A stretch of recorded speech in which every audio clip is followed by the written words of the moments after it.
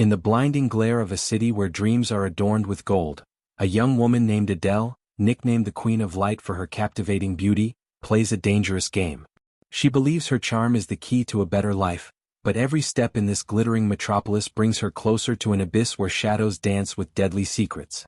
Share Adele's story and discover how far ambition can lead. 20-year-old Adele leaves her dusty village, a place of simplicity where golden fields contrast with her grandiose dreams. Her father, a blacksmith with calloused hands, whispers a prayer for her safety. Her mother, a yam seller, slips her a basket of supplies and a warning: the city devours the unwary. But Adele, carried away by her dazzling beauty, doesn't listen. She boards a rickety bus, her eyes fixed on the horizon where skyscrapers pierce the sky. Upon arriving in the city, dubbed the Silver Star, Adele is dazzled by the neon lights, the gleaming cars, and the women in glittering jewelry.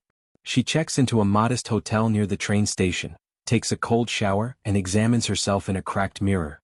"Get ready, gentlemen, the Queen is here," she whispers, a confident smile on her lips. The next day, Adele puts on a dazzling dress and goes to the office of Marcel, the hotel manager, a man worn down by the city's intrigues. "I want a rich man, a billionaire," she declares, her voice soft but determined. Marcel, disturbed by her audacity, tries to dissuade her. "This city is a trap. Work here, I'll pay you well 80,000 naira a month, with room and board."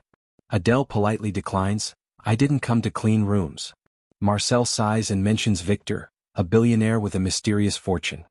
"His money arrives too quickly," he warns. Adele insists and Marcel arranges a meeting. In the hotel's VIP lounge, Victor arrives in a Bentley, his gold watch sparkling. Their chemistry is immediate, their laughter filling the air. Marcel, worried, takes her aside. "Be careful, Adele. This man hides a dark side." She laughs confidently. Victor takes Adele to his mansion, a palace of marble and crystal. He showers her with gifts, a brand new Mercedes, jewelry, and the promise of a house for her parents. Adele becomes the star of the Silver Star, her phone ringing endlessly with offers from wealthy suitors. She remains loyal to Victor, blinded by luxury. They visit his village to inaugurate a new house, and the villagers marvel. Some mothers scold their daughters. "Why can't you be like Adele?" Her best friend Clara calls her worried. "What does Victor do for a living?" she asks. "Importer," Adele replies casually. "Of what?" Clara insists. Adele shrugs. "It doesn't matter." Clara warns her, "Easy money always comes at a price." Adele ignores the warning, intoxicated by her new life.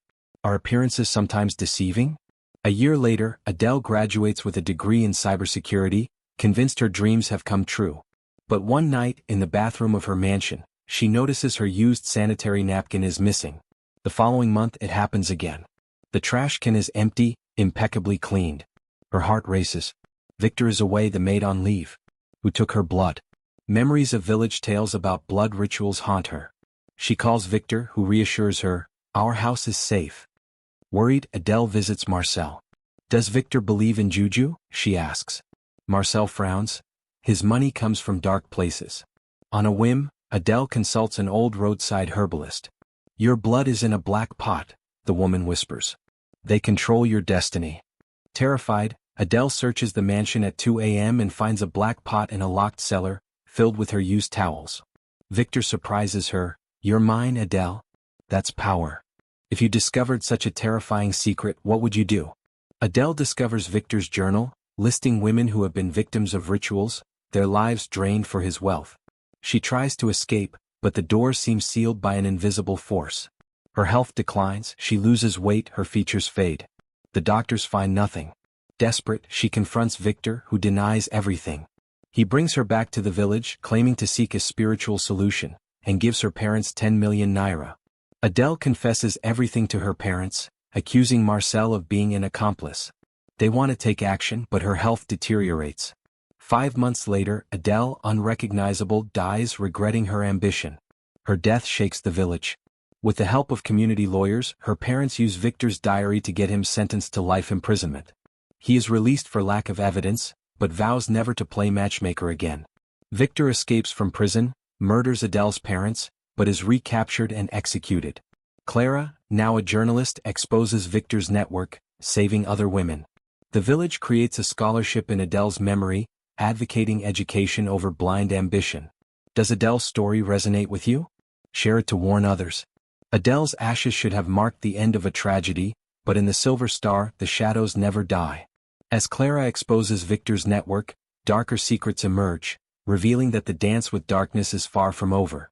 Unexpected betrayals and fragile alliances reshape the destiny of the village and the town.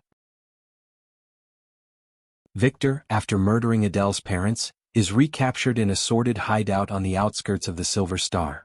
His execution by firing squad, broadcast live, seems to close a bloody chapter. Clara, now an intrepid journalist, publishes an explosive article in L'Éclat de la Vérité, exposing Victor's ritualistic network. Her words shake the town. Politicians and businessmen tremble, their names close to exposure. The grieving village honors Adele with a scholarship for the girl's education, a symbol of hope. Can justice truly triumph? But Clara doesn't stop there.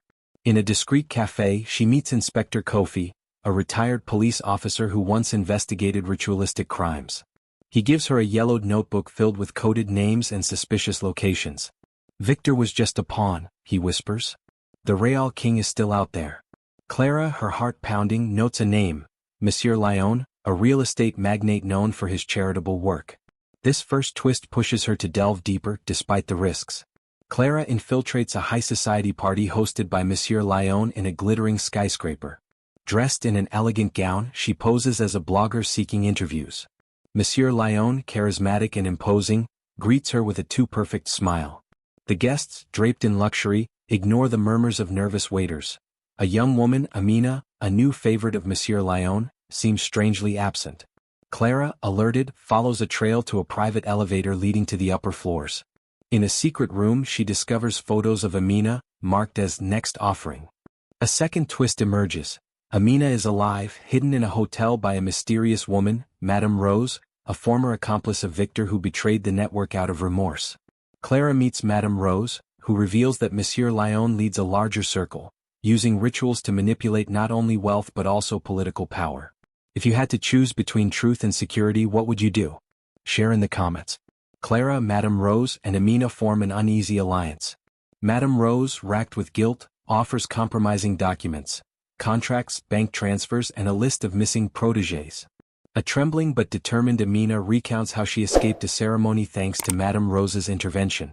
Clara, using her cybersecurity skills, hacks into Monsieur Lyon's servers, uncovering a web of corruption involving judges and senators. But a third twist emerges. Marcel, the hotel manager, reappears, claiming to want to help. He confesses to having been forced by Monsieur Lyon to recruit women like Adele, under penalty of death. Clara doubts his sincerity. Is he an ally or a traitor? Despite her reluctance, she accepts his help to gain access to a warehouse where Monsieur Lyon stores his ritual artifacts. Clara, Amina, Madame Rose, and Marcel infiltrate the warehouse under cover of night. The smell of herbs and ashes fills the air. In the center, an altar adorned with black pots, each marked with a woman's name. Clara films everything, her heart pounding at the thought of revealing the truth. But a fourth twist occurs. Monsieur Lyon was waiting for them, alerted by a traitor in their group. Marcel, under pressure, admits to having informed Monsieur Lyon to protect his family. A struggle ensues.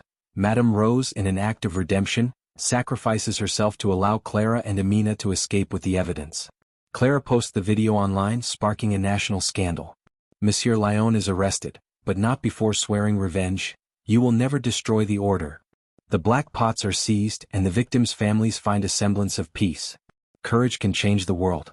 Share this story to inspire others to act.